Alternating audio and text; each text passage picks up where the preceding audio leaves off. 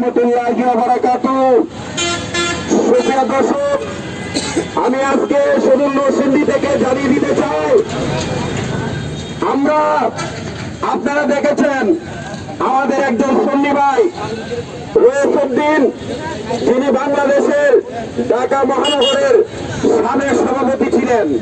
আমরা একটা কথাই জানিয়ে দিতে চাই, শুধু এই সুন্নি ভাইয়ের জন্য নয়, এক একটা সুন্নিয়তের নক্ষত্রের উপর যদি আঘাত করে আমরা প্রয়োজনে এই বিশ্ব উড়ে নেবে, আমরা গলা রক্ত ঢেলে দিয়ে হলেও আমরা এর প্রতিবাদ জানাবো। কথা বল ঠিক কিনা?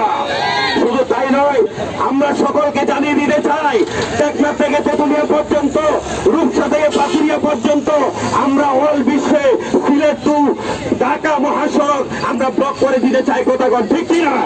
সকলে জেগে গিয়েছে, আমরা পিছনে তাকানোর সময় নয়, আমরা সামনে অগ্রসর হয়ে সারা বিশ্বে আমরা মনে হয় রক্তের বন্যা বসিয়ে দিব, তবু সুন্নিয়তের জয় টেনে আনবো। কথা বল ঠিক কিনা? যাই হোক, আমি আর আলোচনা দীর্ঘায়িত করতে চাই না।